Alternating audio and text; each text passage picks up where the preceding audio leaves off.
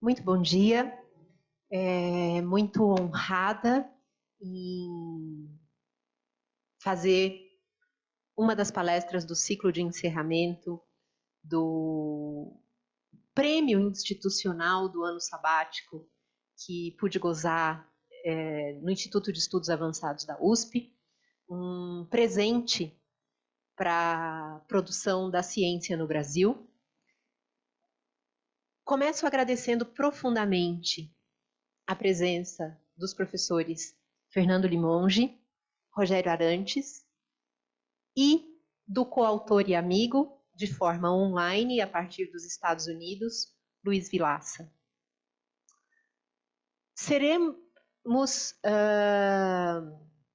Temos como objetivo do encontro dessa manhã a apresentação de um trabalho concluído durante o período do ano sabático no Instituto de Estudos Avançados e recentemente aceito na revista Dados, chamado Filiação Partidária entre os réus da Lava Jato. Existem 3 principais conclusões neste trabalho. Primeira, o fato de que a proporção de réus com filiação político-partidária é maior que a da população em geral. Segundo, de que a distribuição das filiações partidárias entre os réus espelha o tamanho dos partidos, de modo que o maior partido a que eram filiados réus da Lava Jato era o MDB, ao passo que também é o MDB o maior partido do Brasil.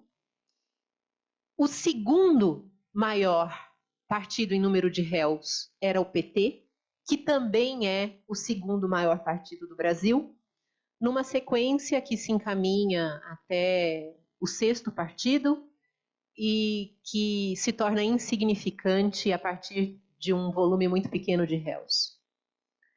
Ainda, e porém, a constatação de que Curitiba foi a jurisdição responsável pela maior parte das ações criminais proposta contra réus do PT. Eu apresento uma imagem acerca da distribuição dos processos e das jurisdições envolvendo todos os réus da Lava Jato, a partir da contagem feita pelo site do Ministério Público Federal, num projeto de tornar público os grandes eventos de casos de corrupção.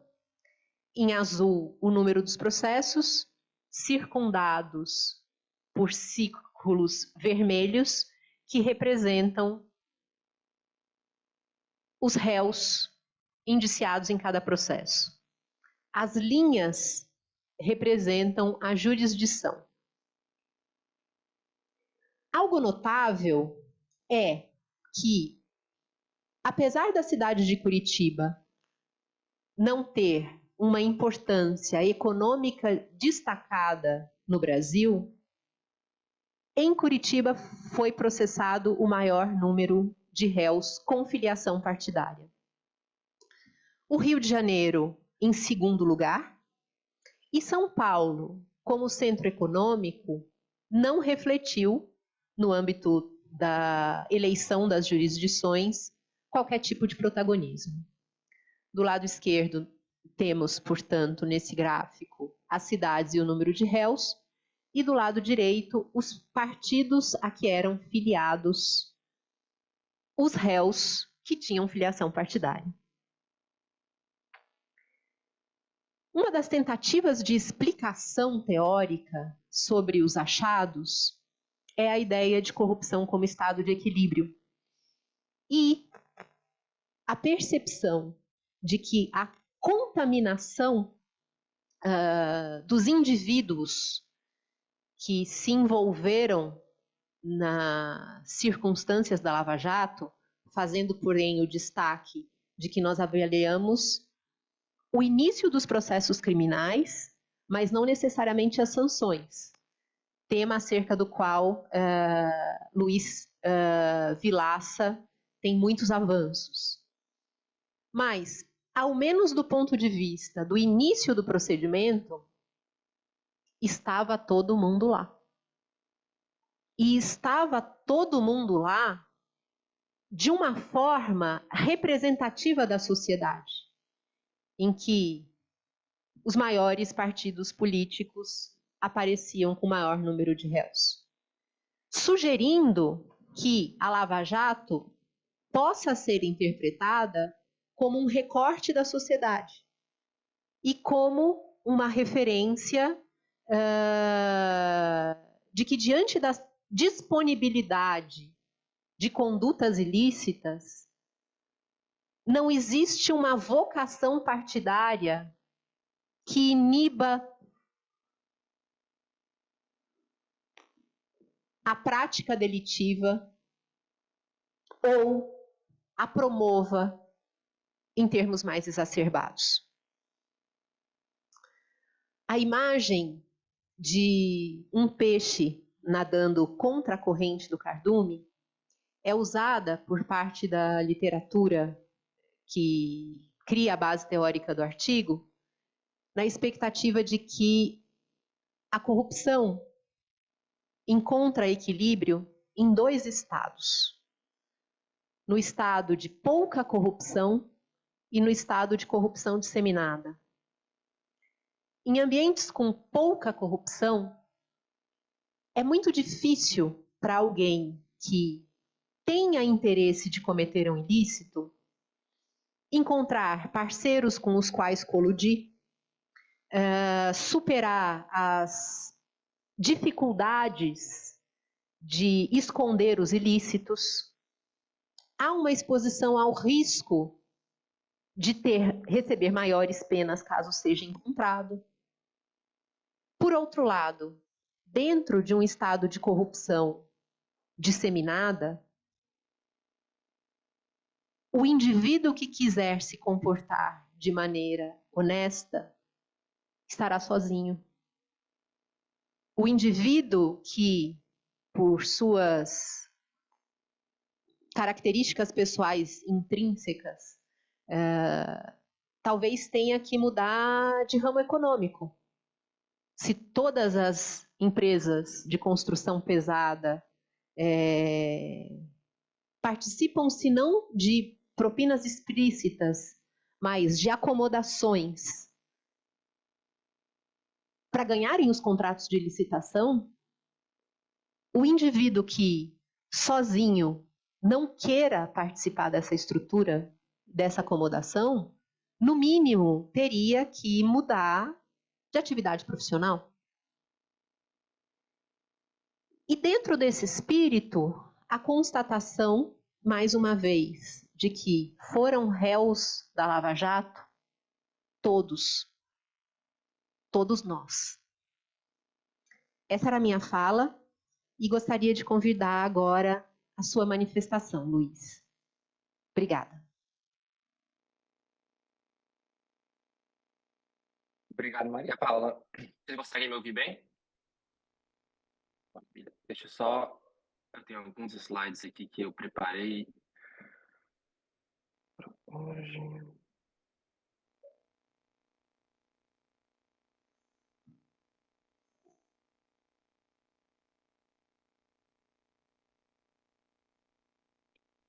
E dá para ver... Conseguem ver minha tela, ok? Sim? Bom, agradeço pela oportunidade da Maria Paula de organizar esse evento, né? Já acompanho o trabalho do professor Arantes Limon já há bastante tempo, desde a época da graduação na UNB. Então, é um prazer estar apresentando aqui a pesquisa online. Vou falar um pouquinho sobre os dados que a gente coletou e um pouco dos achados preliminares das pesquisas sobre a sentença da Lava Jato. Então, basicamente, esse projeto começou com essa pergunta de pesquisa sobre os vieses dos julgamentos que aconteceram na Lava Jato. A base, ela teve início durante meu doutorado em Sociologia, quando eu estava em Notre Dame, que começou de uma maneira mais qualitativa, mas a partir das entrevistas eu vi que existiam perguntas importantes que precisavam de outros tipos de dados mais quantitativos sobre o que estava acontecendo nessas sentenças da Lava Jato. Então, o que eu fiz foi, em parceria com a Habeas Data, com a Maria Paula e com assistentes de pesquisa também, estudantes de direito, a gente coletou o universo das denúncias e sentenças do primeiro grau em Curitiba, Rio de Janeiro, São Paulo, e manualmente leu esses documentos e pegou informações diversas sobre cada réu e cada denúncia, incluindo, por exemplo, se esse réu foi condenado, qual a sentença que ele teve, qual a multa que ele teve que pagar, além de várias variáveis que poderiam afetar a pena do réu, como circunstâncias agravantes ou mitigantes. Então, esse primeiro projeto visava analisar essa pergunta do viés, se existia um viés partidário nos julgamentos da Lava Jato. A gente sabe que no campo da opinião pública existiam aqueles dois discursos contradizentes, né? Um de que os agentes da Lava Jato eram contra o PT, outros de que eles eram agentes neutros e imparciais. Então, a gente queria analisar empiricamente o que estava acontecendo nesses julgamentos. Como eu disse, a gente coletou esses dados desses 3 jurisdições, né? Curitiba, Rio de Janeiro e São Paulo, que foram onde a Lava Jato expandiu um pouco mais. Algumas variáveis dependentes, alguns que a gente olha são a condenação, se já foi condenado ou não, a sentença, que aqui a gente mede em porcentagem em relação à sentença mínima daquele crime, porque alguns réus foram condenados por crimes cujas sentenças mínimas e máximas não são exatamente as mesmas, então a gente usa porcentagem. E também o valor da multa a ser aplicado, né, que a gente pegou o valor como era descrito na sentença do multiplicador, que multiplica pelo salário mínimo. Para coletar variáveis sobre a filiação partidária dos réus, a gente usou o site do TSE. Teve várias estratégias que a gente fez para fazer com que o matching dos nomes, né, das sentenças e do registro TSE fosse condizente, que eu também não vou entrar em detalhe aqui por conta do tempo, mas eu posso falar mais sobre isso depois, se vocês quiserem saber. Aqui também eu não vou entrar em muitos detalhes por causa do tempo, mas só para mostrar a estratégia analítica dos resultados, né? Os modelos que a gente rodou são modelos de fixed effects, são regressões lineares e logísticas. Aqui a variável principal é se o réu era um político ou não, ou se era um elected official.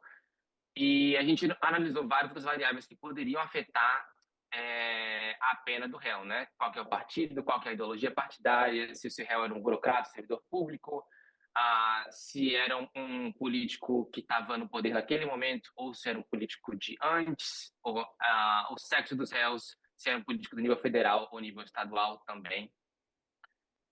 E a gente analisou vários mediadores também, né? O que estava acontecendo para ver se os réus políticos realmente tinham um tratamento mais severo, se era porque eles cometiam mais crimes em mais quantidades, se era porque tinha circunstâncias agravantes que eram particularmente prominentes com políticos, ou se políticos, por exemplo, também ocupavam uma posição mais central na rede de corrupção da Lava Jato.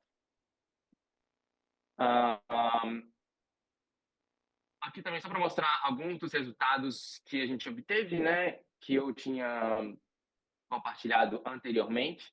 A gente viu que não existia diferenças significativas quando a gente comparava políticos, partidos específicos, né? Então aqui, por exemplo, nesses gráficos que são plots dos coeficientes dos modelos para as 3 variáveis dependentes, né, condenação, multas e sentenças, a gente vê que comparado aos réus, por exemplo, do MDB, que são os réus que não aparecem aí, que é a referência base omitida, os réus do PT e PP, por exemplo, têm as mesmas probabilidades de condenação, penas ou sentenças.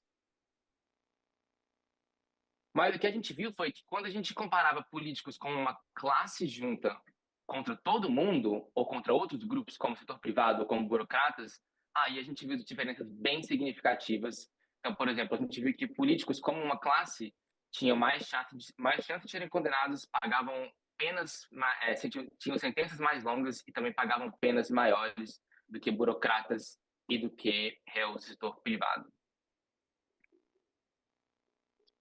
E mesmo quando a gente controla por todos aqueles mediadores que eu mencionei antes, como, por exemplo, a quantidade de crimes que os réus foram condenados, se eles assinaram delação premiada ou não, a posição da centralidade deles na rede de corrupção da Lava Jato e circunstâncias agravantes. Mesmo assim, a gente vê que para dois dos nossos das variáveis dependentes, né, que são a pena e a sentença, a multa e a sentença, os políticos continuam com um tratamento mais severo comparado a outros réus, mas esse efeito perde relevância estatística quando a gente olha para condenações.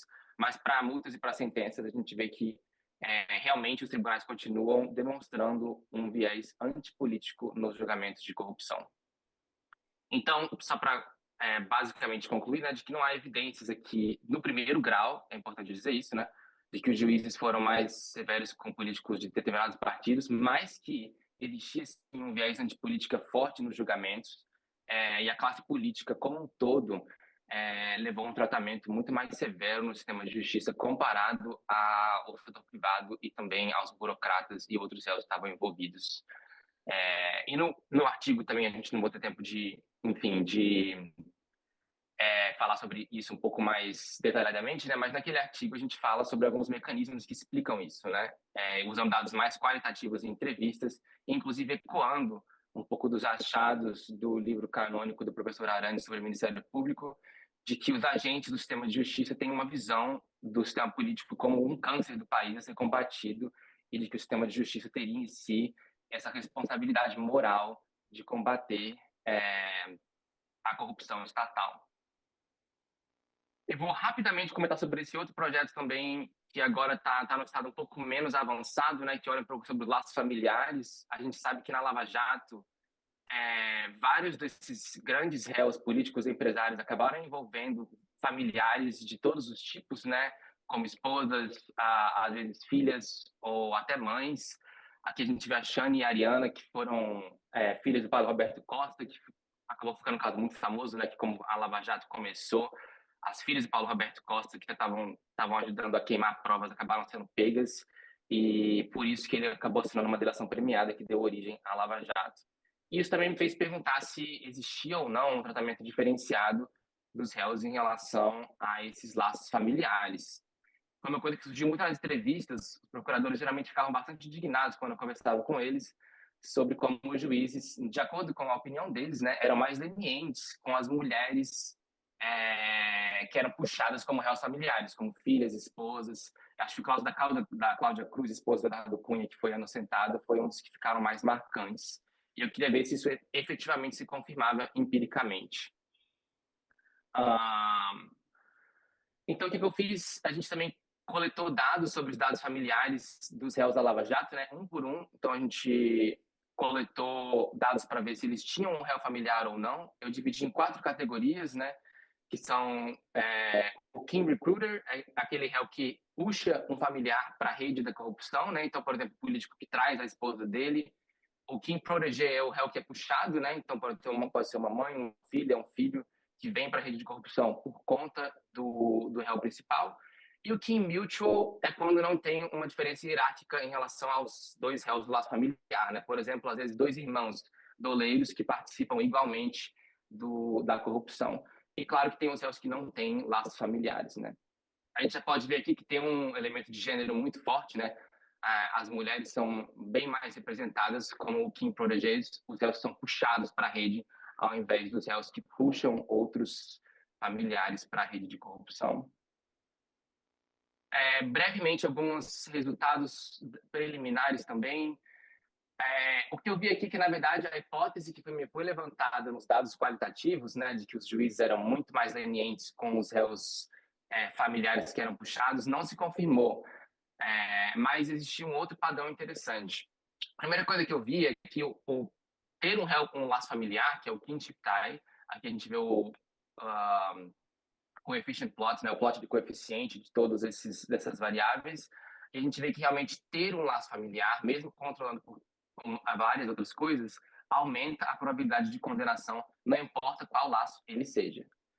Quando a gente desmembra os diferentes tipos de laços, a gente pode ver que realmente o King Recruiter, que são aqueles que os réus que puxam outros familiares, são os que têm um tratamento mais pesado e têm maior chance de serem condenados, possivelmente porque isso transmite, o fato do réu trazer um outro familiar para o esquema, transmite uma uma aura de culpa, né, de maior culpabilidade comparado a outros réus. Então, quando a gente compara com réus que não têm filiação com laços familiares na rede da Lava Jato, os kin recruiters têm mais chance de serem condenados.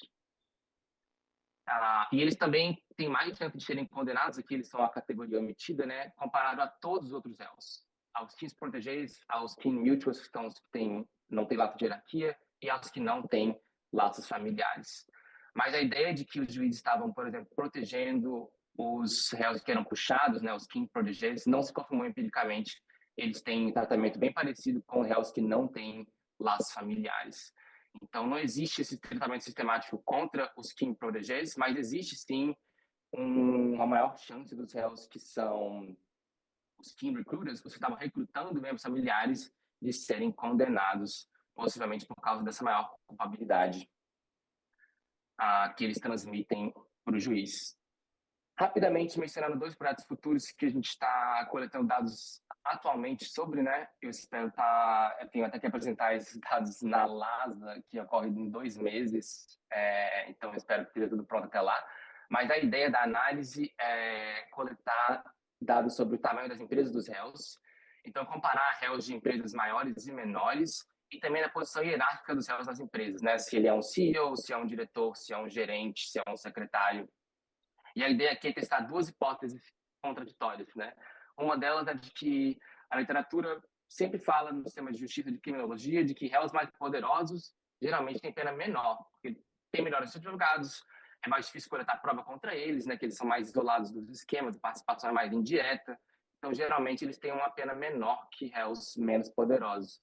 Só que tem uma hipótese também, possivelmente, que também é possível no cenário da Lava Jato, que é de que eles têm uma pena maior porque os juízes queriam fazer deles exemplos para o futuro, né? E a gente viu bastante isso em alguns julgamentos mais simbólicos de réus que estavam sendo julgados na Lava Jato. Então, é isso que eu tinha a apresentar para hoje. Era só um overview da base, né? Queria agradecer de novo a oportunidade de compartilhar um pouco sobre esse projeto. Como eu disse, está bastante ainda em andamento, então quaisquer comentários e sugestões seriam muito bem-vindos também. E obrigado, Maria Paula, por organizar esse evento.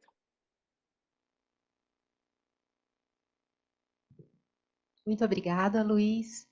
Não posso deixar de mencionar como mulher algo que constatamos a partir da base de que, diferentemente da filiação partidária, em que os envolvidos na Lava Jato eram um recorte da sociedade, as mulheres são mais honestas. Elas não chegam a 15% dos nomes e isso importa, isso interessa. Talvez as instituições estivessem melhores se fossem alertas a esse ponto. Professor Fernando. Pois não. Não sem antes agradecer novamente a oportunidade da presença de ambos. A presença de vocês é um cartão de visitas para o Luiz, que tem uma tradição há muitos anos no exterior, e para mim, que sou uma jurista. Então, existe um sentido muito específico de 2 dos mais admirados e canônicos cientistas políticos do Brasil estarem conosco na manhã de hoje. Muito bem. Esse canônico me preocupa, porque refere-se à canonização, né, Luiz? Você também usou, e canonização precisa estar morto para receber. Muito bem, olha, Maria Paula, muito obrigado pelo convite para participar aí não sei se já podemos falar de encerramento, né, da sua jornada aqui no IEA. Eu lembro que eu também já passei por aqui e disse a mesma coisa no meu último evento. Eu queria ficar mais um bom tempo. Então, acho que com esse seu trabalho você está finalizando, né, seu ano sabático no IEA, e que é um espaço da Universidade de São Paulo muito privilegiado para ficar um tempo, trabalhar, pesquisar e alavancar, não é, a nossa produção. Eu, quando estive aqui, também fui muito beneficiado por essa estrutura. Queria parabenizar o Instituto, né, por acolher pesquisadores como nós, e a você em particular por ter me convidado para voltar aqui. Eu tinha, evidentemente, preparado para falar depois do professor Fernando, mas o professor Fernando invariavelmente me dá esses dribles, sabe? E me coloca nessas situações mais difíceis. Mas, já que ele passou a bola, vamos lá, né? E não temos muito tempo. Eu queria, antes de mais nada, destacar, e falo para ambos, né? Os trabalhos, né? Tanto do Luiz quanto o seu, que são contribuições extremamente importantes, porque a Lava Jato foi uma tempestade, né, avassaladora sobre o sistema político brasileiro, que durou aí quase 10 anos, não é? Produzindo seus efeitos, até que ela morresse na praia, para seguir usando a metáfora. Mas enquanto durou e enquanto esteve produzindo efeitos, os impactos sobre o sistema político foram imensos, né? Então, é muito importante que a gente não deixe passar a oportunidade de revisá-la de todas as formas possíveis e imagináveis que a ciência política, o direito, a sociologia, com as suas ferramentas, podem nos propiciar, porque seja para conhecer efetivamente o que aconteceu ali, seja para tirar lições também de natureza pública, né, e de funcionamento das nossas instituições. Então, revisitar tudo que aconteceu, e as magnitudes também ajudam nesse sentido, né? Os números são estratosféricos quase, né? E para quem faz pesquisa empírica, quando o N é grande, o olho brilha, né? Então, dá para fazer muita coisa em termos estatísticos e modelos e tudo mais, como os trabalhos que estão apresentados aqui hoje revelam, né? Confirmam. Então, tudo somado, acho que a área como um todo, do direito e da ciência política, vão receber, ou estão recebendo, porque alguns até já publicados, esses trabalhos com muito interesse e oportunidade.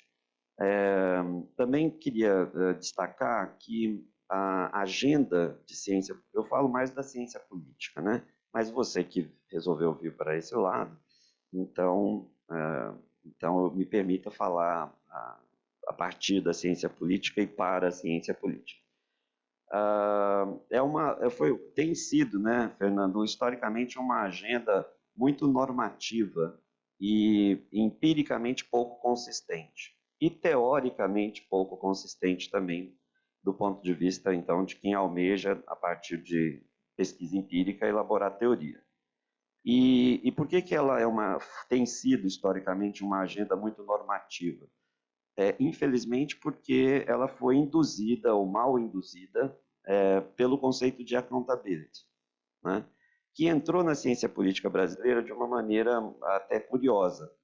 Não sei se o Fernando vai concordar comigo, mas eu acho que a porta de entrada foi a que eu vou descrever, e me permita fazer, então, uma pequena digressão histórica. Quando nos estudos, ou melhor, quando no processo de transição de regimes políticos na América Latina, do autoritarismo para a democracia, na chamada terceira onda da democratização, um dos principais líderes intelectuais dessa época era o Guilherme O'Donnell. E o Guilherme O'Donnell, de origem marxista, mas àquela altura já não mais um marxista muito ortodoxo, via com muito interesse e oportunidade a ideia de estudar as transições políticas pela via das instituições e dos atores, né? Um misto aí de institucionalismo com escolha racional que ele aprendeu a fazer e a gostar de fazer.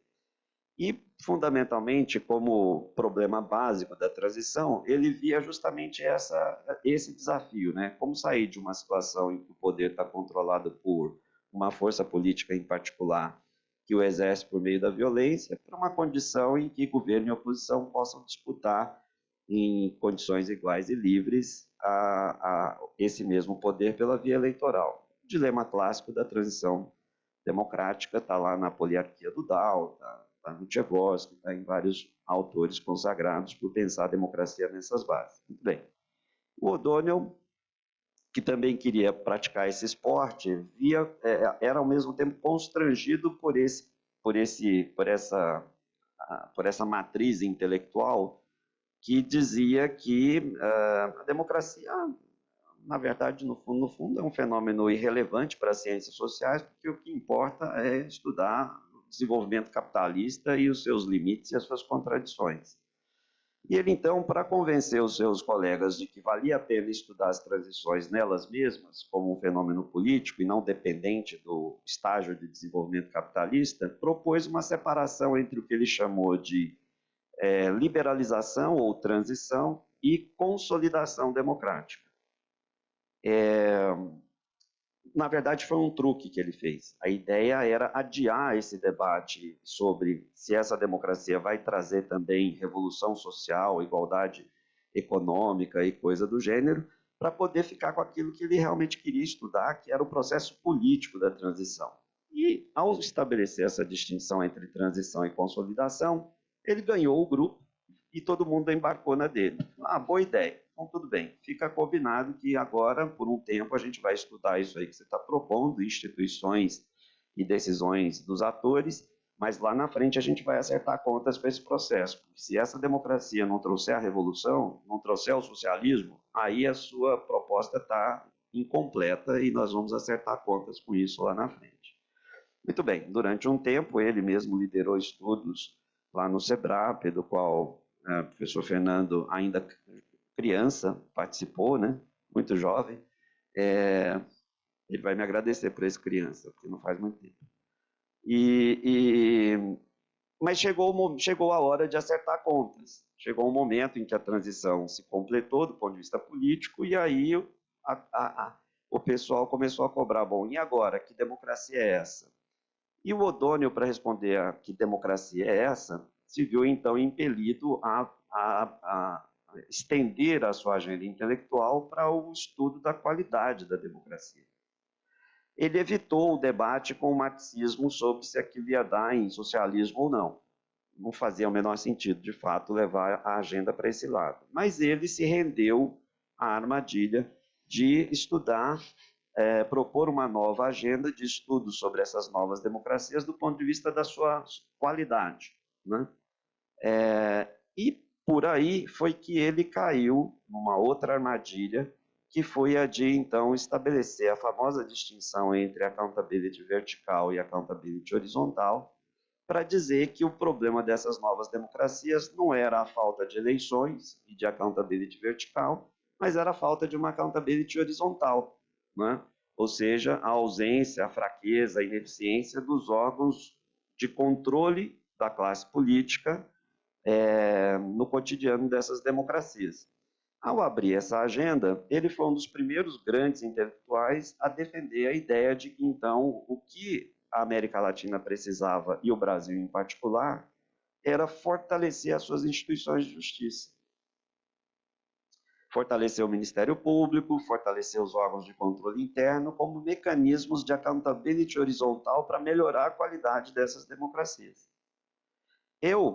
Na época em que ele publicou o artigo principal desse momento, dessa fase da agenda dele, que é a ineficiência ou a inexistência do Estado de Direito na América Latina, alguma coisa assim,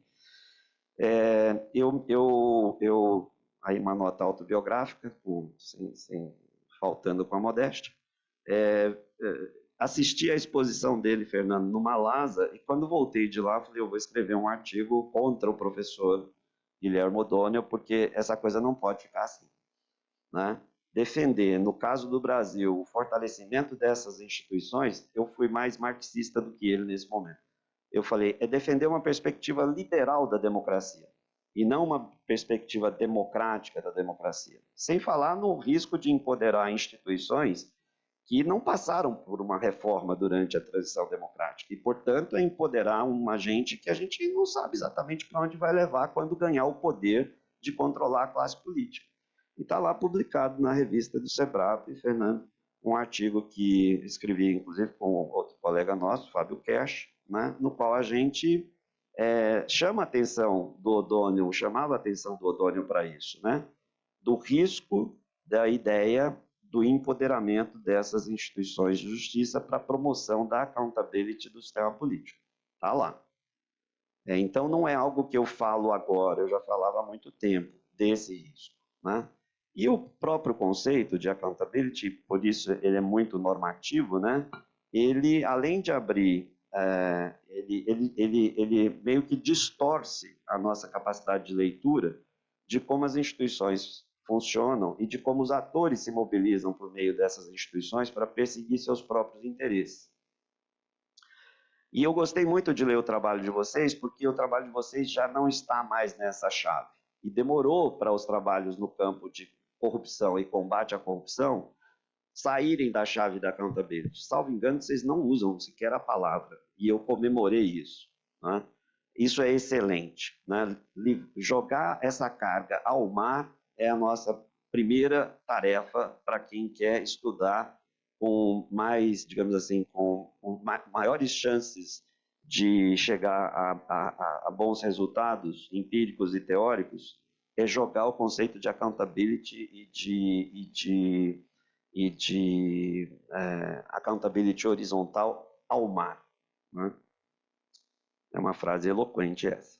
E está sendo gravado, que eu sei. Bom, então essa é uma grande, digamos, uma big picture da análise de ciência política sobre corrupção e combate à corrupção, que eu queria aproveitar a oportunidade para deixar bem registrado. Então, o trabalho de vocês, ele é especial por isso, né? Porque mergulha nos dados e procura extrair deles respostas, não só para um debate que está presente na literatura, mas para que a gente possa conhecer melhor o que se passou ali durante a Operação Lava Jato. Em função da primeira longa digressão que eu fiz, eu queria destacar que a literatura sobre a Lava Jato acabou adquirindo essa conotação que vocês trazem nos textos, quando fazem a revisão bibliográfica, não é? Ou de uma literatura que acusava o viés da operação contra o PT e comemorava, ou uma outra que acusava o viés contra o PT e se ressentia disso. As duas concordam com o mesmo ponto. Uma comemora, a outra detrata, né? E vocês fazem uma proposição de ir além dessa dicotomia que se estabeleceu no campo. Então, eu lembro que nos 10 primeiros anos dos anos 2000, em que as operações de combate à corrupção começaram a crescer no Brasil, graças à reestruturação, principalmente da Polícia Federal, muita gente na ciência política passou a escrever sobre o problema e o fenômeno, e o tom era um tom otimista, positivo, de comemorar mesmo que a corrupção estava finalmente recebendo um combate sistêmico e institucional. Até que ela se voltou contra os governos petistas. E aí, essa mesma literatura, da noite para o dia, começa a detratar o mesmo sistema e o mesmo conjunto de instituições que até então ela via com bons olhos. E ninguém nunca conseguiu explicar exatamente como se deu a passagem de uma situação para outra. Então, usam-se expressões do tipo, um belo dia, os procuradores acordaram e resolveram atacar o PT e os governos petistas. Né? E nunca ficou muito claro como é e por que, se é que a coisa mudou assim da noite para o dia, isso se deu. Eu não visto esse chapéu, não visto essa carapuça, porque eu nunca fui apologista dessas instituições, antes do contrário, sou conhecido mais por ter formulado teses críticas em relação a esse modelo, porque nunca aderi a esse lavajatismo pré-lava-jato que na comunidade acadêmica ganhou espaço. Mesmo quando eu iniciei estudos sobre corrupção e sobre Ministério Público e Polícia Federal, graças ao fato de que eu gosto de olhar essas instituições por dentro e como elas se utilizam dessas situações como formas de afirmação institucional a partir do nível endógeno, nunca, salvo melhor juízo ou melhor leitura do que eu escrevi no passado, representou qualquer tipo de apologia, de um lado, e de outro eu não precisei voltar atrás quando essas ações passaram a incidir sobre governos petistas. Né? Então, fecho mais esse ponto. Agora eu vou aos trabalhos, porque o que nos traz aqui também é comentar os textos e provocar os autores nas respectivas pesquisas, né? E tudo bem. Então, veja, no caso, Maria Paula, do seu texto, queria te ouvir melhor depois a respeito da conclusão geral, porque a conclusão geral é tudo se passou com relativa neutralidade. E tem uma breve incursão no texto que você faz e fez na sua apresentação também, sobre o que os seus achados falam sobre a corrupção, e não sobre o combate à corrupção. Então, eu entendi o seu texto inicialmente como um texto que falava, ou pretende falar, sobre o combate à corrupção, e não sobre a corrupção ela mesma. Mas como você chegou à conclusão de que tudo se passou com relativa neutralidade, não houve viés partidário, não houve outro tipo de viés, você abre uma seção no texto em que você diz assim, bom, existe uma noção forte nos estudos sobre corrupção, que é aquela que identifica uma corrupção espraiada, né? Uma corrupção sistêmica que envolve a todos os atores. E aí eu entendi que você quis dizer, na medida em que o perfil da corrupção é esse, generalizado, não haveria por que o sistema institucional, ao combatê-lo na forma da Lava Jato, produzir um resultado enviesado. Por quê? Porque ela foi generalizada. Por exemplo, quando eu digo generalizada, entre todos os partidos, correspondendo inclusive ao tamanho de cada um deles, né? Mas eu, se tivesse tido a oportunidade de ler o trabalho antes da sua publicação, talvez tivesse te sugerido não entrar, ou não abrir essa discussão no texto, porque o seu texto ele é um texto sobre o combate à corrupção e não sobre a corrupção ela mesma. A não ser que você tomasse a Lava Jato como evidência empírica do perfil da corrupção, tomasse as revelações da Lava Jato como evidências empíricas do perfil da corrupção praticada no Brasil. Então, a variável dependente aí seria a corrupção e não a Lava Jato, né? Mas eu acho que a maior contribuição do seu texto é mostrar o perfil do combate à corrupção e não o perfil da corrupção ela mesma. Assim como o do Luiz avança um pouco mais quando então, não apenas confirma que não parece ter havido uma distorção partidária no trabalho dos juízes e dos promotores, mas testa a hipótese se houve diferença entre o grau de punição envolvendo políticos na comparação com envolvidos na operação não políticos, né? E, então, a conclusão do seu trabalho, Luiz, é a respeito do viés antipolítico e não antipartidário ou anti-PT na Operação Lava Jato. Muito bem. Os resultados estão aí colocados, vão ser submetidos ao debate público e acadêmico.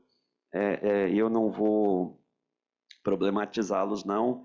Acho que, de um modo geral, estão consistentes. Mas, e aí eu vou tentar terminar, já falei muito, o meu ponto aqui é de natureza mais metodológica, no sentido de que é ótimo ver trabalhos como o seu, como o do Luiz, numa perspectiva quantitativa e sociológica, que optou por uma análise, para usar o modelo estatístico, de regressão linear. Ou seja, você pega e reúne todos os números de uma operação como essa, e você faz um corte linear sobre eles, guardados todos os procedimentos estatísticos necessários para controlar essas variáveis, efeitos fixos e tudo mais. Mas vocês anularam o processo ao fazer isso. Ao anular o processo, ao anular a descrição e a análise da Lava Jato como um processo que teve começo, meio e fim, vocês anularam a dimensão da ação estratégica desses atores. E ao anular a dimensão estratégica desses atores, vocês talvez tenham anulado um componente essencial para entender por que os resultados saíram da forma como saíram. Então, eu vou citar aqui o que eu chamaria de mecanismos que poderiam comparecer na análise se ela fosse uma análise do processo e não uma análise linear. O foro privilegiado é extremamente importante, vocês mencionam várias vezes no texto, mas para além do que vocês mencionam, eu acho que ficou subrepresentado a informação, o fato amplamente conhecido, de que Curitiba fez tudo que era possível fazer para evitar que as suas investigações e os seus réus caíssem no foro privilegiado. Não é? Então, você tem um viés aí, né, de saída, que é a maneira como o Sérgio Moro e o Ministério Público que atuou naquele caso traçou táticas e estratégias para fugir do foro privilegiado. Segundo mecanismo que eu acho que está subrepresentado nas análises é o impacto das delações. O impacto das delações associados aos tipos de crimes, que é outro mecanismo que eu acho que, especialmente no seu texto, Luiz, ele precisaria ser considerado, porque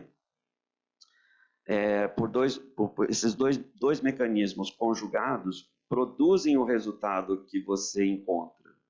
Pelo menos, a meu juízo, ajudam a entender o resultado que você encontra. Quem mais fez delação, quem mais assinou acordos de delação, foram os réus privados, não os réus políticos, né? Ao fazer delação, automaticamente você diminui as suas penas, você reduz as penas que o juiz vai aplicar. Então, o resultado de diminuição ou de penas menores para réus não políticos, ele foi produzido pelo processo da Lava Jato.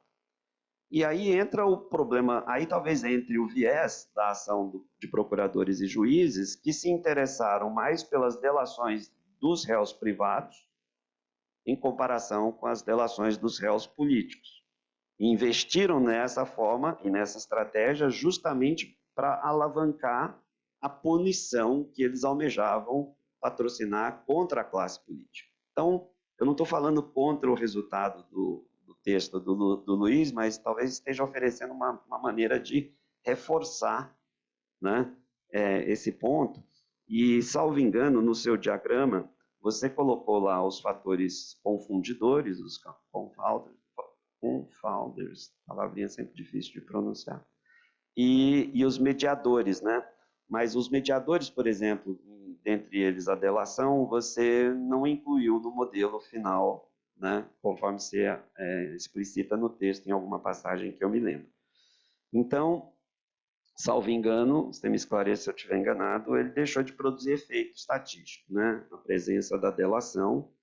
E voltando à questão dos tipos de crimes, também vi essa ausência nos dois trabalhos, né? Vi essa ausência, o fato de que tem que se considerar a pena estabelecida pelo Código Penal para os diferentes tipos de crimes aos quais os diferentes atores foram acusados e processados, e eu quero crer que isso define o resultado, né? Se você encontrar no final quem recebeu pena maior, multa maior, isso está fortemente enviesado ou determinado pelo Código Penal, né? Que, em tese, esses atores tinham que aplicar. Então, também por aí eu ponho uma vírgula, talvez, nesse resultado, nessa conclusão final de que eles foram menos punidos. Bom, isso já estava definido pela lei e pelo tipo de crime do qual eles foram acusados, não poderia ter um resultado diferente. Seria surpreendente se o resultado fosse diferente. Aí eu teria um viés, né?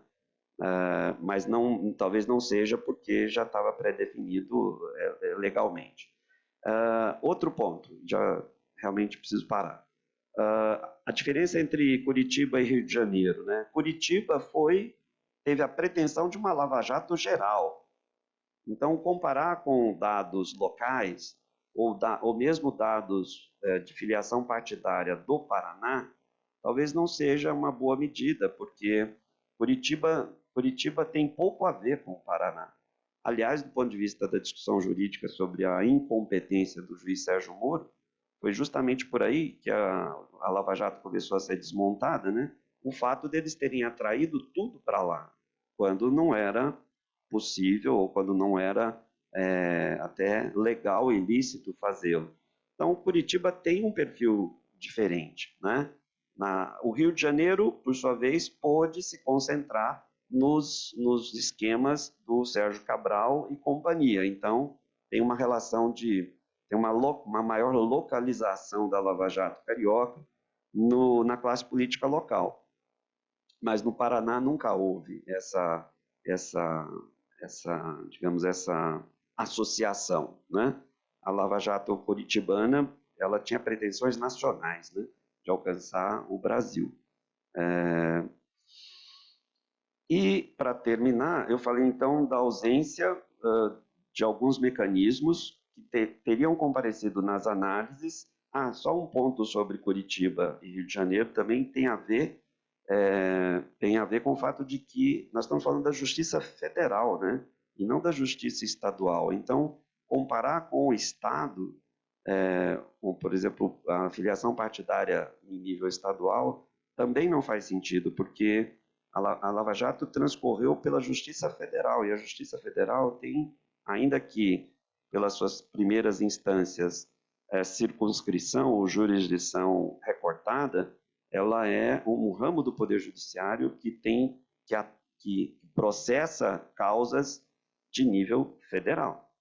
Então, por isso que a Lava Jato conseguiu escalar contra a classe política nacional pela via da Justiça Federal, o que não teria acontecido se o escândalo começasse por uma justiça estadual, né? Então, esse mecanismo também é importante. E, para terminar, o mecanismo do PowerPoint, né? Dallagnol colocou o ex-presidente Lula no centro de um PowerPoint e disse, é para lá que a gente está indo, e é lá que nós vamos chegar.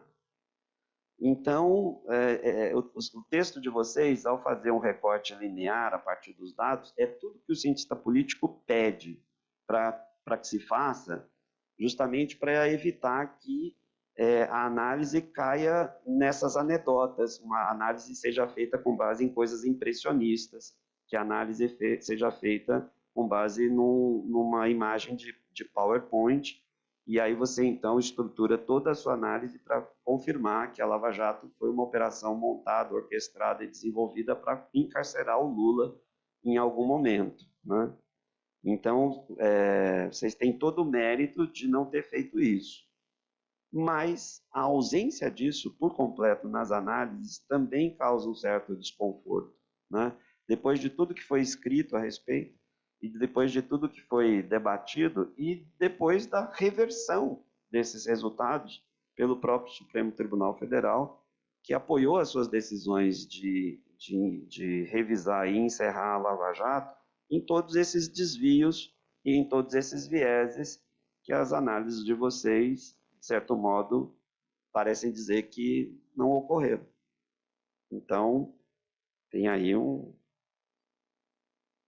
debate muito bom para a gente fazer, graças à contribuição de vocês, e eu agradeço, peço desculpas por ter me alongado demais. Obrigado.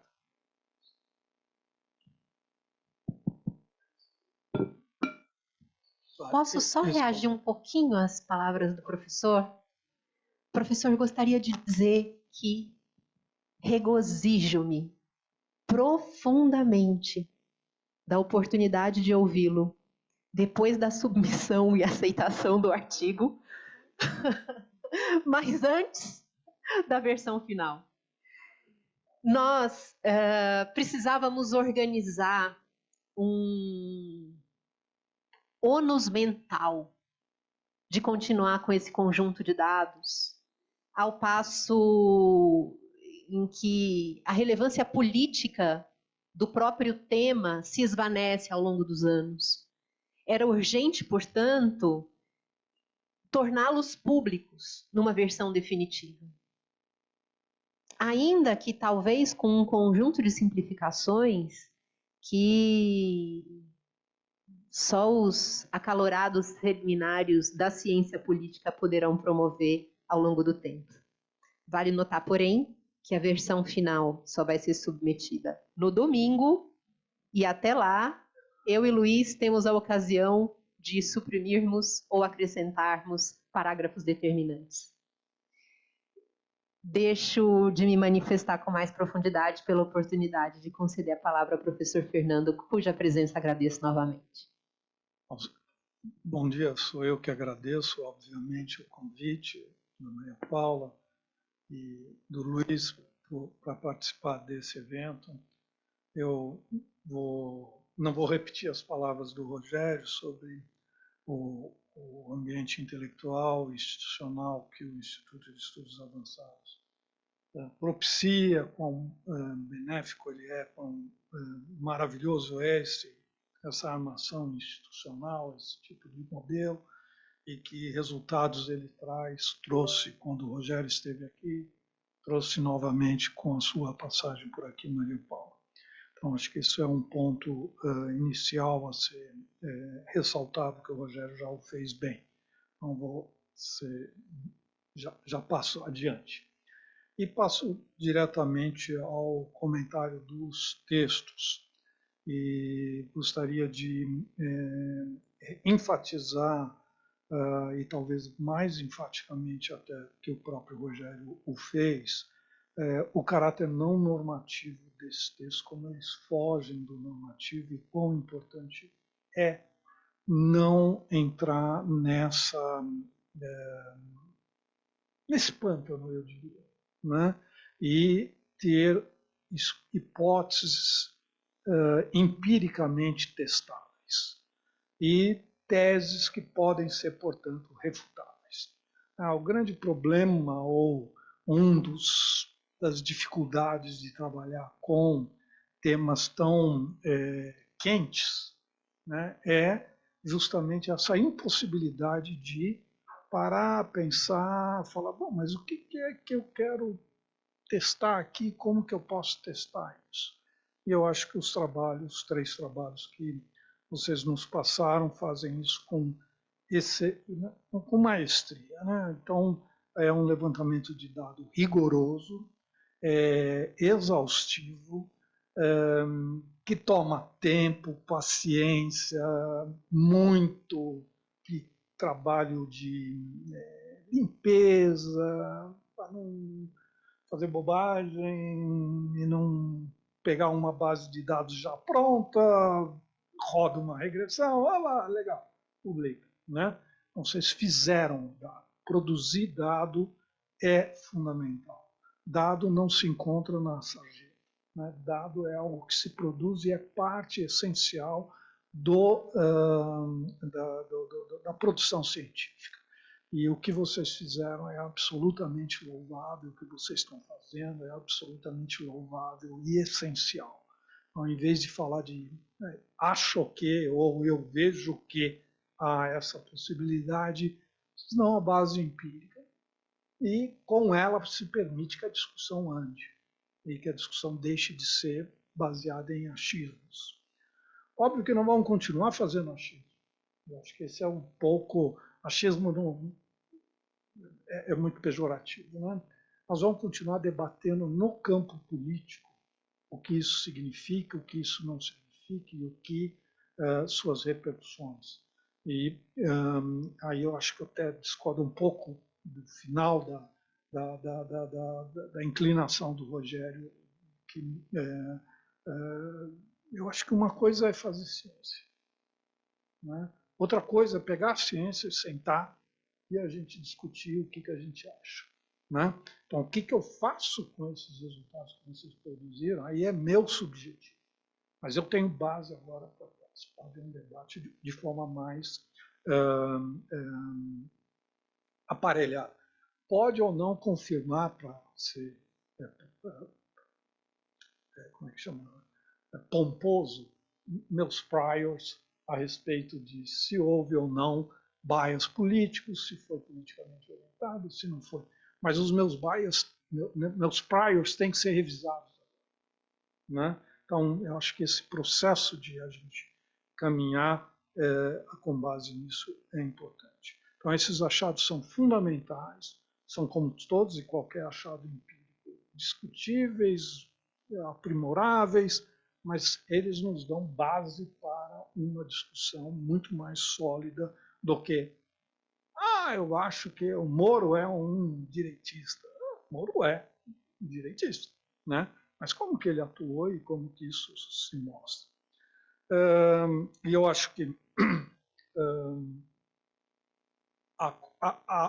o achado não há viés partidário, político partidário é importante, fundamental, e alimenta, né, o debate, mas eu acho que, e gostei muito do achado, e confirma meu prior, talvez, o de que há um viés antipolítica. Acho que os comentários do Rogério sobre as delações premiadas, como elas são organizadas, acho que é válido, acho que tem um problema que precisa ser tratado, então, que é como esses dados são produzidos. Né? Quer dizer, o dado que vocês levantam, eles não são uma amostra aleatória da realidade. Eles foram produzidos por atores políticos, atores sociais, então eles têm viés, sempre viés de seleção. Aliás, aproveitando, Luiz, em algum momento do texto faz referência ao Heckman e a todo o tratamento de viés de seleção, mas, se eu entendi, suas equações são todas lineares de não modelos eu estimo primeiro um primeiro modelo e um segundo estágio eu trabalho com a amostra limpa desse viés. Né? Então, se a grande lição do Heckman é essa, né? Então, tem viés na produção dos dados. Né? Então, esse viés pode ser limpado para uma melhor identificação causal. Né? Mas isso é, digamos, um estágio, um segundo estágio, digamos, né? e que vai ter a ver, na verdade, com onde você vai conseguir publicar os resultados. Né? Para pegar top journal, hoje tem que identificar causalmente conforme o figurino. Né? E aí tem que então pensar, bom, como o meu dado foi produzido, que viés ele possui, eu consigo limpar ou eu consigo achar um experimento natural. O problema é que sempre aí a especificação ou a identificação conspira contra a relevância do tema. Né? Bom, dito isso, eu compartilho acho que a reconstituição histórica do tema feito pelo Rogério é bastante pertinente, acho que ele tem razão, acho que tem um problema com essa agenda de pesquisa sobre corrupção, né, como que ela entra, mas eu acho que, na verdade, ela é mais profunda ainda do que o Rogério teve tempo de reconstituir. Né? Envolve muitas outras dimensões. Há uma teia de relações aí e de história intelectual que é muito difícil de reconstituir, que ela nunca vai ser reconstituída plenamente, porque ela é feita de detalhes, né? Mas eu acho que esse viés antipolítico faz parte de uma história um pouco mais ampla, né? E de valorização do judiciário, de Supremas Cortes, de ver o político sempre como, e aí o ponto, associado com distorção, corrupção, etc. Então, e eu diria que, do ponto de vista metodológico, o problema, talvez um dos problemas profundos, é o uso dessas palavras terminadas em -ão. Modernização, corrupção, todos esses -ão implicam em processo. Implicam em um processo que tem um começo, um meio e um fim que nunca não chega, mas que está sempre apontando. Então, corrupção é um processo de decadência, de degeneração, de destruição da matéria viva. A origem da palavra, né? A matéria viva está apodrecendo, mas isso é natural, porque todo corpo vivo morre. né? Então, e isso está sendo aplicado ao corpo político. Né? Então, aí nós voltamos ao normativo e ao empírico e à dificuldade de separar essas duas coisas. Então, quando a Maria Paula estava fazendo sua apresentação, me chamou a atenção que ela usou muito a palavra ilícito. Eu acho que ilícito é melhor metodologicamente, cientificamente, é uma palavra, é um conceito mais claro, menos pantanoso do que corrupção. Né? Permite o trabalho. Corrupção é muito vago, muito amplo, muito genérico. Você não agarra, ele escapa da sua mão, é um sabonete. Né? Então tem o problema do ão, do processo, e tem o problema que o Sartori chamaria de elasticidade do conceito. Ilícito é um crime. E aí a gente tira um pouco a conotação moral que vem envolvida necessariamente no pântano ou no pastoso de corrupção, de degeneração moral. Né? Então, eu acho que isso dá, é preciso limpar isso para poder fazer ciência. Acho que vocês fazem muito bem isso e é isso que eu gostaria de sempre enfatizar e ressaltar. Né? Então, mas, quer dizer, então, para pensar essa questão do viés ou como os dados são produzidos, como que a própria Lava Jato se desenrolou e produziu essas sentenças sobre as quais a gente se debruça para explicar, né? É preciso pensar um pouco também, aí, não estou dizendo que vocês têm que fazer isso, mas é uma forma de entender um pouco melhor esse ambiente e tal, os modelos com que esses atores estão trabalhando.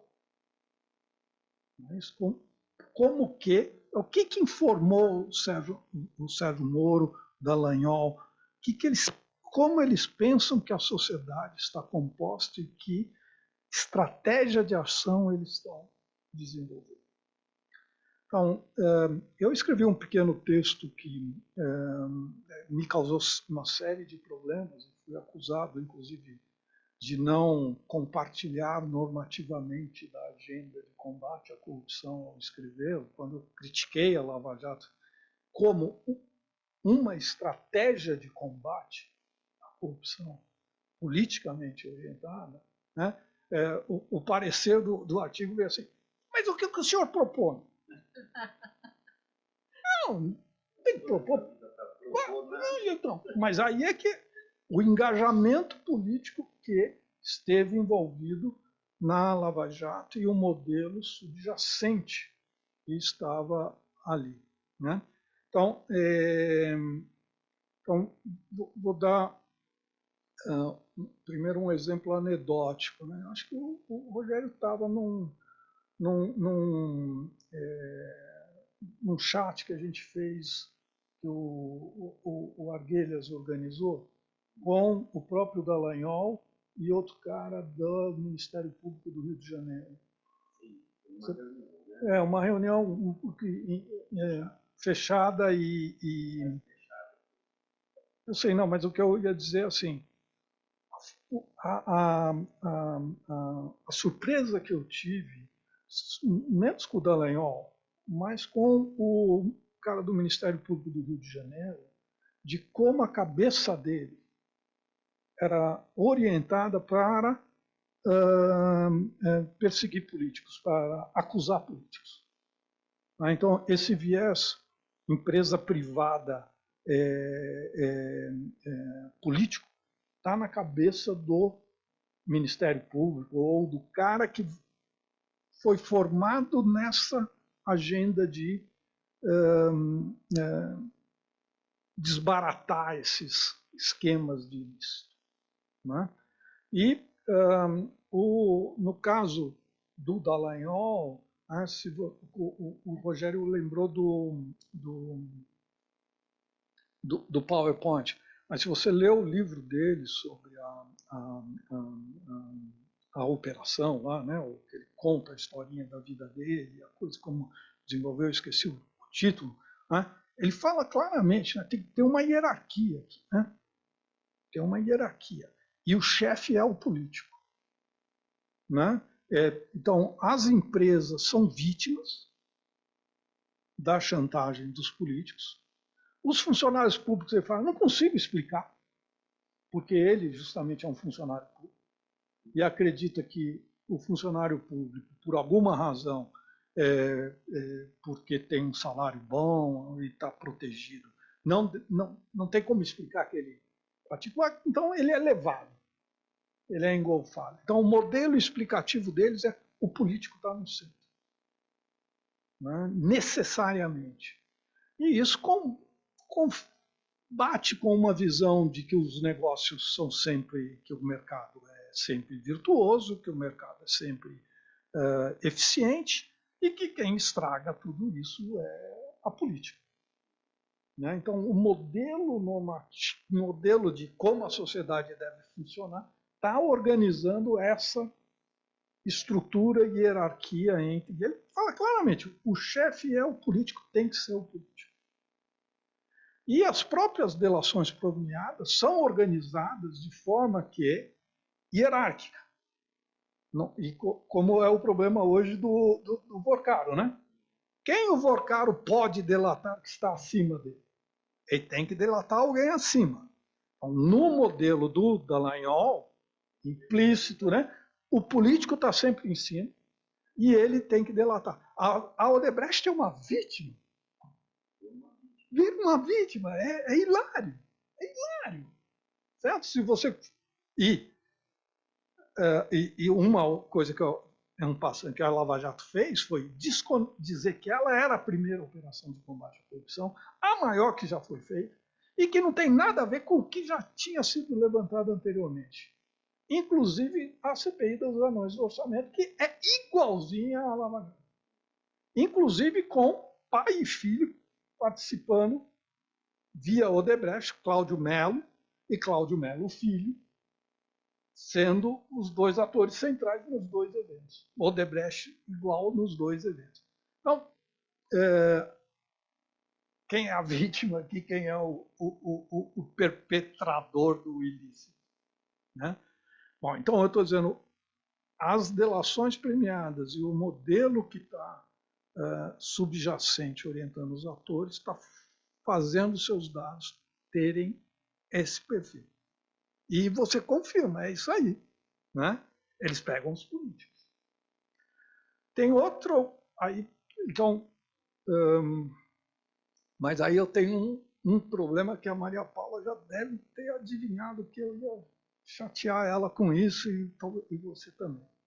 Ela me convidou para fazer uma palestra num curso que ela organizou, lembra? E eu não sabia muito bem das suas orientações, o que você estava pesquisando, o que você gosta, quem você não gosta nesse mundo de estudos sobre corrupção. Eu tenho uma pindaíba com essa noção de corrupção sistêmica. E eu meti o pau na ideia de corrupção sistêmica. Aí a Maria Paula falou, pô, professor, o senhor justo pegou no pé do meu, minha autora preferida, do meu livro preferido e tal. Então, se vocês olharem o livro da Golden, né? Golden, e a noção de corrupção sistêmica, ela não é empiricamente testada. Ela é uma presunção. E uma presunção que vem de todo o mundo de combate à corrupção, de que esse é o problema central do terceiro mundo, que explica o subdesenvolvimento, que eles permaneçam no subdesenvolvimento, porque eles são presos dessa corrupção sistêmica. E no primeiro mundo isso não tem. Então, o caso Siemens, todos aqueles outros casos, que a corrupção passa pelas grandes empresas multinacionais, tudo isso é posto debaixo do tapete. E o problema é a corrupção sistêmica, onde todo mundo está naquele equilíbrio, etc. Pode ser que seja verdade, mas eu quero saber empiricamente se é verdade. Tá? Isso é uma presunção não questionável. Então, isso é o que eu acho que é o papel que a gente, como cientista, tem que ter. O que entrou no senso comum se dá como certo? É mesmo certo? É de verdade isso aí? Ou de onde vem isso aí? Então, essa ideia de que existe uma corrupção sistêmica e que não me convence. De jeito nenhum. Mas o que ela é importante é para definir a estratégia ótima de combate à corrupção. Como se combate a corrupção? Por um choque violento. Sem um choque violento, o equilíbrio não vai ser rompido. Então, ela está ali para justificar a estratégia, tipo Lava Jato, tipo Mãos Limpas e outras operações de destruição de toda a rede, todo político, empresarial, etc, etc. Então, não teria que ser empiricamente testado, né? E o que a gente aí, assim, minha pegada dentro dessa área é por que isso ocorre? Ou que tipo de relação está ocorrendo? O que explica esse tipo de coisa? Né? Ou qual é como está se supondo que o mundo deveria ser para que não ocorressem esses tais ilícitos? Né? Então você está supondo que o mercado deveria funcionar perfeitamente, que ninguém vai ter informação privilegiada, que não existem redes de contato que facilitam certos negócios e que, portanto, organizam certos setores de atuação econômica. Então, nós estamos tratando, quando está falando de corrupção, está sempre tratando de um setor empresarial que vive do Estado. Construtoras constroem obras para o Estado. Né? Então, acho que a gente tem que um pouco melhor pensar isso. Então, eu acho que esse conceito de corrupção sistêmica ele não leva a lugar nenhum do ponto de vista teórico, né? Ele é uma premissa, e ele justifica que o juiz tem que, ou o Ministério Público tem que, a única forma de combater o ilícito é via uma mega operação e que a outra suposição é que é muito difícil condenar, e então eu preciso usar da opinião pública como alavanca para a condenação. Mas isso não passa pelo de vocês. A última coisa que eu queria anotar é que esse tipo de modelo de combate à corrupção, a grande origem dele, ou o grande modelo, é a Operação Mãos Limpas. E aí tem um outro elemento estranho na Operação Mãos Limpas, que é a experiência do sistema de justiça italiano no combate à máfia. Então, o modelo implícito é a máfia. Se você for olhar, eles estão falando assim, eu estou combatendo a máfia. O Moro cita várias decisões de juízes que falam, esse cara, olha como esse cara inovou ao dizer que eu posso prender preventivamente, esse tipo de coisa, que eu preciso de medidas extraordinárias, porque ele está falando do combate à máfia. E a máfia tem uma hierarquia, certo? Tem o capo de tutti capi. E eu preciso pegar esse cara. Né? E isso eu acho que bate também, Luiz, com o modelo familiar. Né? O modelo familiar e o viés de que família é que está organizando isso aqui, então acho que talvez seja interessante. Né? Eu ainda não estudo, assim, arrumei uns livros para tentar entender as mãos limpas da origem, né? E tentar, mas só consegui em italiano, e ainda não tive paciência de... Para ler italiano, eu consigo ler falando em voz alta. E aí a família não me permite ler, obviamente, né? Então é complicado. Mas eu acho que tem esse viés ali atrás, e eu acho que tem essa coisa. Então eu acho que para você, Luiz, seria interessante mergulhar na literatura sobre a máfia. Tem aquele cara, como é o nome dele? Um italiano, que está sediado em Oxford, que tem texto sobre a máfia. Como é que é o nome dele? Bom, depois um dia eu lembro.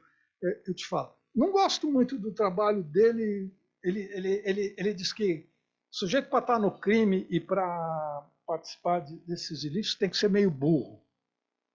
E tem que fingir ser burro e ser coisa, porque... Mas eu acho que ele não saca bem a coisa. Ele, porque ele começou pelo lado do trust. É confiança. Porque, veja bem, praticar ilícitos e dividir dinheiro via ilícito só é possível com alta confiança entre os atores, certo? Porque você não pode reclamar para o juiz, ele levou o meu, ou ele não está cumprindo o contrato que fez. São contratos informais. Só que daí trust virou a literatura, mesmo nessa literatura de equilíbrios sociais, etc., veio com o papinho de que trust é o que é o elemento que leva ao desenvolvimento. Que sociedades subdesenvolvidas não têm muito trust. Isso é Banfield recalibrado do mais baixo calão, certo? Então você põe uma nova rótulo na garrafa e vende ele como moderninho, mas é puro preconceito contra a sociedade atrasada, né? Mas então ele começou pegando por esse lado de trust e depois foi levado a reconfigurar e falar assim, não, mas essas relações não são muito entre pessoas espertas, tem que se fazer de bobo, etc. Meu, não, né? Mas família é importante. Por quê? Porque quem você pode confiar que você vai deixar o dinheiro ilícito e o cara não vai fugir com o teu dinheiro? Só família, né? Mais o maior problema disso aí eu já estou viajando, são os cunhados. Cunhados não. O casado com a sua filha, o que ele é? Genro. Genros são os problemas. Porque o genro é da família por um tempo, mas ele pode ir embora. E ele pode ir embora com o dinheiro e não devolver o dinheiro. Você vai dizer como? Ah, você fugiu com ele. Então, tem as histórias... como é que chama? No anedotário tem a história do genro do Maluf, tem vários outros genros nessa história. No Paulo Roberto Costa, o genro é fundamental. E é por isso que as meninas, as filhas, são pegas limpando a base, porque o sócio, quem operava era o genro. Quem operava era o genro. E aí é sempre... E essa rede, então, de confianças e de relações que não podem ser formalizadas, esse é o problema. Né? Elas são, por vezes, muito benéficas, por vezes, muito prejudiciais. Mas são equilíbrios. E equilíbrios muito instáveis. Né? E por isso que a família entra, acho. Então, acho que máfia, família, como a gente... Mas, sobretudo, assim, como a gente concebe que a sociedade funciona. E como a gente acha que todo mundo está querendo consertar a sociedade, não é? Todos nós estamos querendo consertar a sociedade. Então, um cara que é promotor, juiz, se imbuído desse objetivo, se ele compra essa ideia, com que modelos ele opera? Que modelo que organiza para ele a sua própria ação, dá sentido a ela? Acho que isso é bonita essa frase aqui. acho que você, como sociólogo, deve entender melhor isso aí. A minha esposa sempre me enche que eu não entendo nada de sociologia, então eu não vou me meter nisso. Eu ia falar que isso aí era o quê, mas não vou citar que eu estou sendo gravado, eu vou falar que eu sou ignorante. Então, isso. O principal é, vocês fizeram um trabalho empírico, mas que é absolutamente louvável, absolutamente essencial, que abre um novo campo e que possibilita o desenvolvimento do debate, né? O desdobramento do debate científico. Eu não vou dizer concordo ou discordo. Eu tenho que vir agora com novas evidências empíricas, retrabalhar, falar, você não trabalhou o viés, entendeu? Aí dá conversa. Aí dá que o conhecimento vai se acumulando e vai realmente andando. E daí na mesa do bar, a gente fala, não, eu vou votar para esse, vou votar para aquele, acho isso, quero chutar esse cara, gosto dele, não gosto. Mas no fórum acadêmico, é assim que a coisa tem que andar. Levantamento empírico consistente, descobrir padrões, testar hipóteses, refutar ou sustentar hipóteses. E eu acho que, portanto, assim, de trabalho sobre esse tema, sobre os ilícitos e não sobre a corrupção, eu não conheço nenhum que tenha feito esse tipo de contribuição. Então, vocês estão de parabéns, né? Muito produtivo e positivo o trabalho de vocês. E agradeço mais uma vez a oportunidade de estar aqui e ter tido a oportunidade de ler os textos e, portanto, aprender, né? E me capacitar agora para poder brigar mais nesse campo, né? Vou estar melhor aparelhado. Obrigado.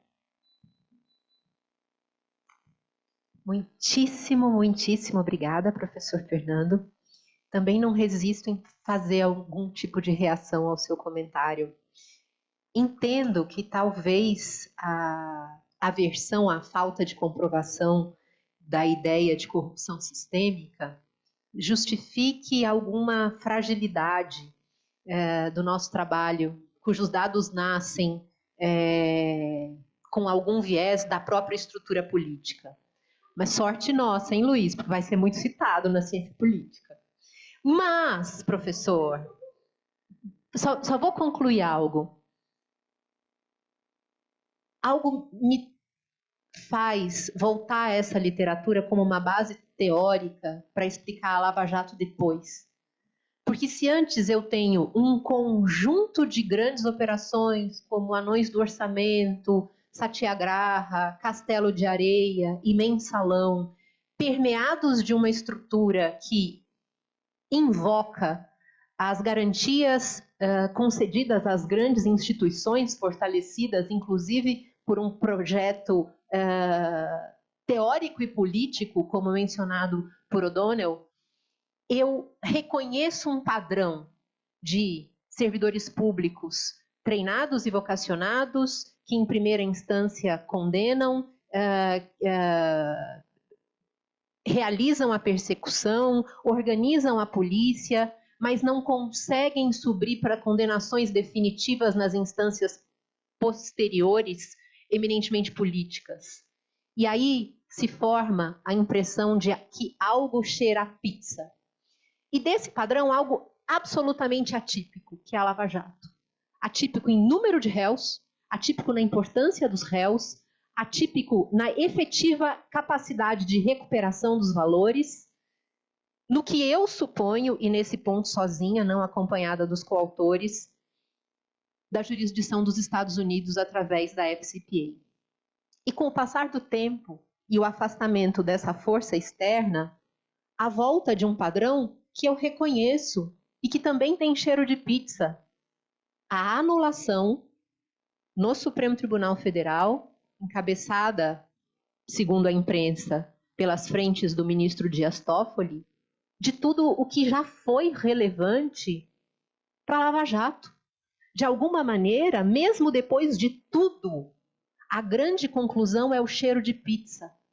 E nesse ponto, eu não posso deixar de imaginar a utilidade da lógica de uma acomodação e estabilidade de corrupção, quando, na verdade, ela foi perturbada por um evento circunstancial, mas que, ao final de muitos anos, se mostrou conivente como eram os primeiros eventos.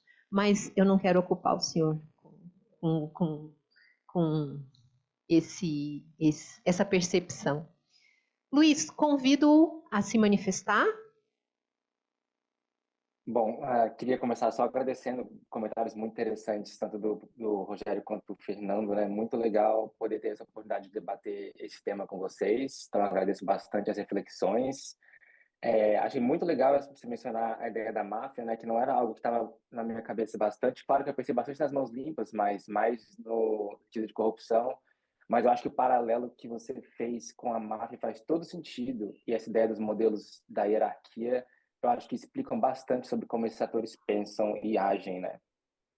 Inclusive, essa é uma parte que tá também, eu não mencionei muito na apresentação, né? Mas está na parte mais qualitativa dos dados, que surgiu um pouco, se a gente vê... É só a gente olhar para como Bretas, Moro ou outros juízes falam sobre os réus nas sentenças, está muito clara a diferença. Nas entrevistas públicas ou privadas também está muito clara a diferença. Então, acho que essa ideia dos modelos de quem está na hierarquia da corrupção realmente é algo que surgiu na base. E também que não é só restrita ao sistema de justiça, né? Porque, por exemplo, a própria cobertura da imprensa foi muito diferente em relação aos políticos e à empresa privada, e isso também afeta o modo como procuradores e juízes pensam e agem sobre esse tema, né? Eu vou, bem, rapidamente, só para falar reagir a algumas das ponderações dos professores. Eu acho que uma coisa importante também enfatizar na pesquisa é o recorte, né? Aqui a gente está olhando, por exemplo, só para decisões da justiça de primeiro grau. Então, esse trabalho diz pouco, por exemplo, sobre viés dos procuradores que pode ter havido na transformação, por exemplo, de inquéritos para denúncias. Pode ser que muita gente lá ficou de fora por viés de procuradores, né? E também no segundo grau e em instâncias superiores da justiça. E a outra coisa que eu ia mencionar era um pouco em relação às estratégias metodológicas, né? Dos tipos de crimes que o professor Arantes mencionou. Uma coisa que a gente faz no trabalho é controlar pelo tipo de crime nos modelos de regressão, e a gente também tentou lidar com esse problema de crimes terem penas diferentes, usando um sistema de proporção, né, de quanto que a pena que o réu tem em relação ao mínimo e ao máximo daquele crime especificamente, considerando ainda as circunstâncias mitigantes e agravantes daquele réu. E, finalmente, para concluir, também concordo plenamente que a questão das delações premiadas foi um dos fatores principais, né? Isso é algo que surge um pouco em relação ao paper na parte de mediação. Então, a gente viu um pouco o efeito que o professor Arantes mencionou das delações focarem mais nos réus privados em relação aos públicos, mas os resultados mostram que mesmo quando a gente controla por esse caminho, né, dos réus públicos terem menos chance de fazerem delações, a gente ainda vê penas mais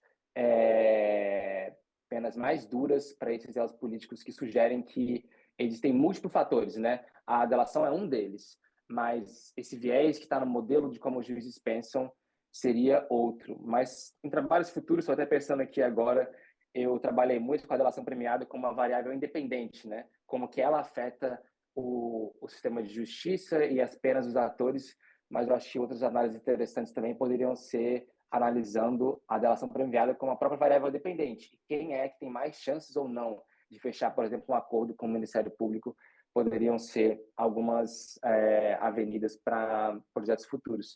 Mas é isso, né? Não dá para reagir a tudo, que eu sei que a gente está sem tempo, mas só queria agradecer infinitamente aos comentários de todos vocês. Foi muito bacana conseguir debater o tema nessa manhã e espero poder continuar trocando figurinhas, né?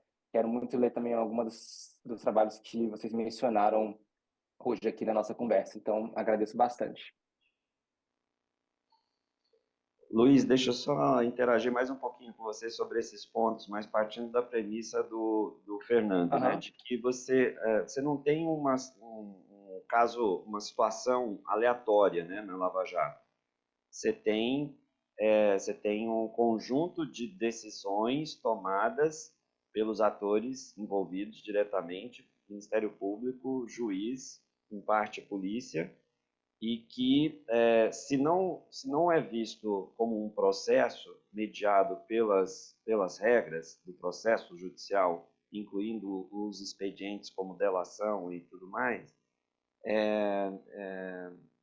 você corre o risco de tomar o conjunto dos seus dados como algo aleatório, e aí você vai fazer os testes para verificar quem ganha, se a hipótese nula ou a sua H1, não é? Na verdade, o processo não tem as características necessárias para você aplicar esse tipo de teste. Então, Uhum. uma coisa muito importante, e aí eu faço a minha culpa, né? Eu que não li atentamente o trabalho, porque não vi esse tratamento que você deu para a questão das penas, né? E a proporção. Isso aí resolve boa parte do problema. Quer dizer, dadas as penas diferentes para cada crime prevista no Código Penal, vocês controlaram isso e o que vocês verificaram foi a variação da pena aplicada em cada caso, considerando ou não desconsiderando que são penas previstas já de saída diferentes. Mas aí eu teria que perguntar também pelo fato de que os réus privados foram acusados de crimes diferentes dos réus políticos em alguma medida. Então, se deu para controlar isso também. Agora, voltando à coisa da delação, talvez não tenha sido suficientemente claro quando fiz o ponto. As penas são negociadas na delação, né? Então, isso vai ter efeito lá no final na sentença, e o juiz é meio que obrigado a, na sentença final, levar em consideração o que foi negociado na delação. Então, se os procuradores traçaram uma estratégia de trazer os réus privados para a delação mais do que os réus políticos, inevitavelmente isso vai estar enviesando o resultado lá na frente, porque a negociação derruba o tamanho das penas e o valor das multas em função do que foi acordado no mecanismo da delação premiada. Então, acho que aí tem esse ponto para considerar também. Acho que aí a seleção é ainda maior por causa da questão do fórum, né? Privilegiado. O Moro não podia prender político e não podia, então, extrair delação de político. E eles, na verdade, não queriam. Né? Eles queriam a dos privados para jogar o político para chegar no Lula. E aí, fazendo propaganda um pouco do meu livro, ao reconstituir a Operação Lava Jato para fazer o livro sobre o impeachment da Dilma, fica claro que eles estão orientando as delações, né? Estão negociando com os delatores quem eles vão entregar, quem que eles vão deixar de fora, quem que eles vão privilegiar e como eles vão subindo na escada hierárquica de políticos, ainda que eles tenham alguns políticos para pegar, como Dirceu, como Palocci, poderiam ser pegos, etc. Mas eles estão selecionando claramente as informações que são úteis para eles caminharem. Eles não estão nem aí com o que está causando aquilo, porque eles acham que pegando o chefe, pegando o Lula, eles desmontam o esquema, porque eles têm esse modelo de máfia, de que se você pegar o e significa supor que, e aí que eu acho que é o problema para toda essa literatura, é não entender por que isso aí está ocorrendo. Por que esse tipo de ilícito está se desenvolvendo? E aí eu acho que eu discordo um pouco da Maria Paula, no sentido de que essa não foi a maior operação e nem não punir é o problema. O fato de que acabe em pizza. Você pode punir todo mundo, mas se as condições que geraram aquela relação estiverem ainda lá presentes, ela vai se reconstituir. Então, há, há, há anões do orçamento.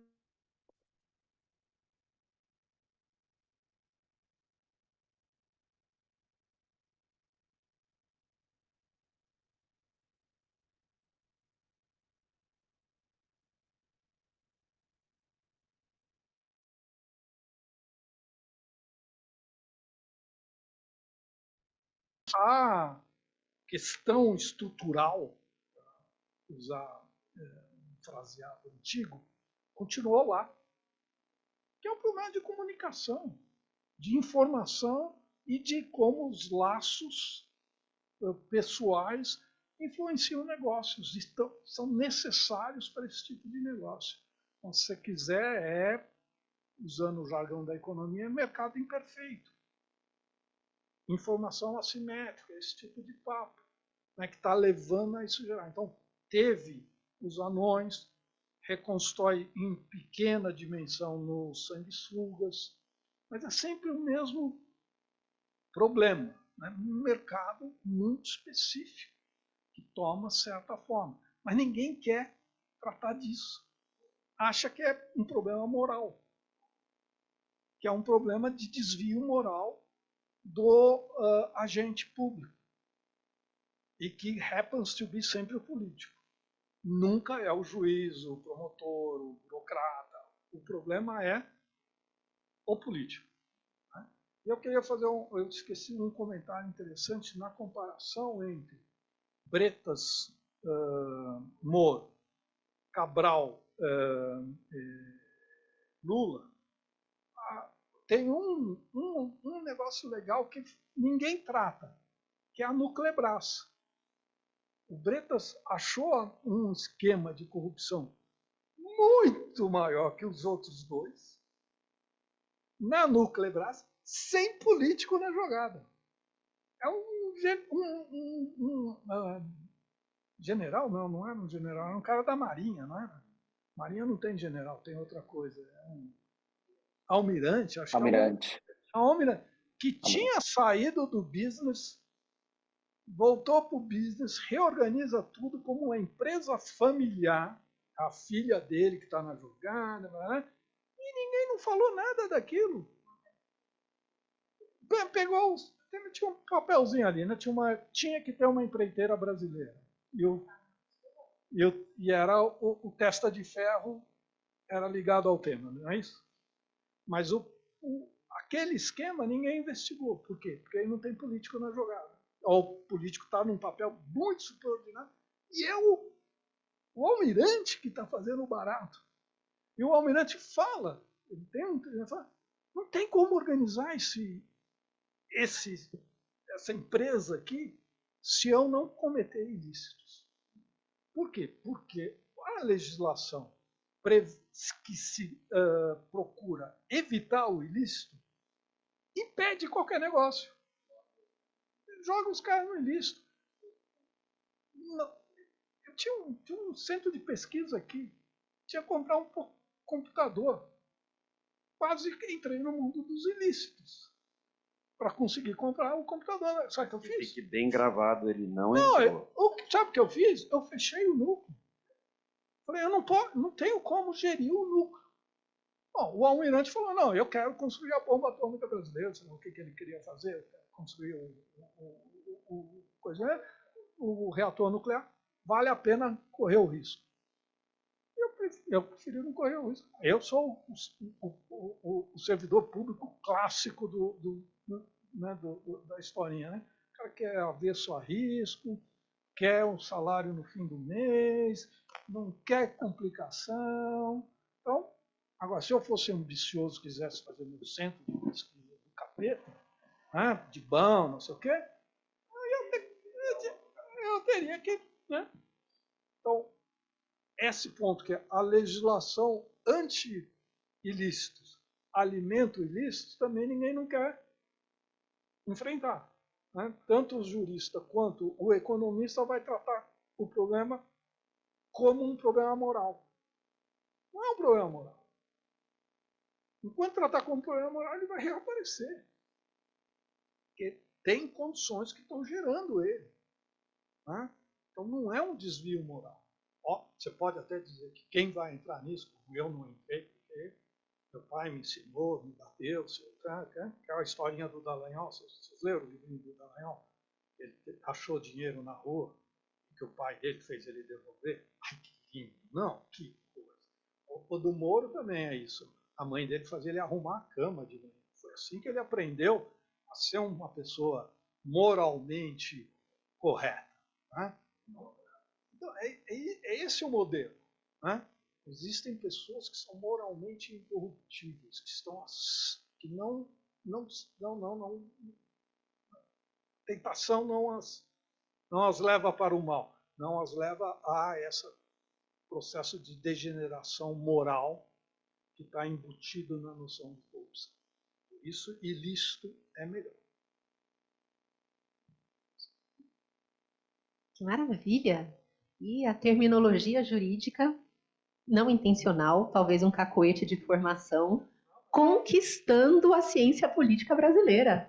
Meu grande feito na vida, eu acho. Vou colocar...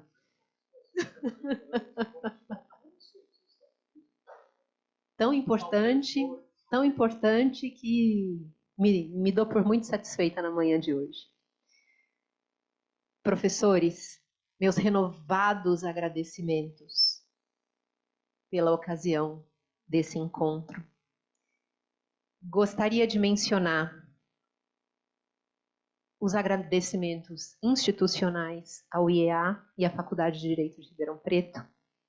Gostaria de, ao lado de Luiz, mencionar os outros coautores do artigo, professora Luciana Morilas, jurista, também de Ribeirão Preto, professor Edelberto Rodello, professor de Ciência de Dados, professor Evandro Marcos Saidel Ribeiro, professor de Estatística.